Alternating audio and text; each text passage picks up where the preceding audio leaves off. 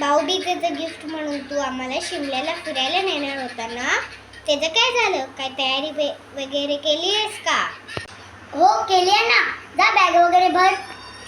हो लागतेच तयारीला. Let's go. दादा माझं किती चांगला दादा माझं किती चांगला शिमला.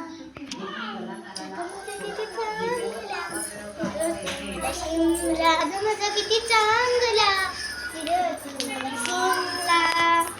चल दादा आले मी. हो बस फिरून आणतो. हे काय दादा? फिरवलं ना तुला शिमला.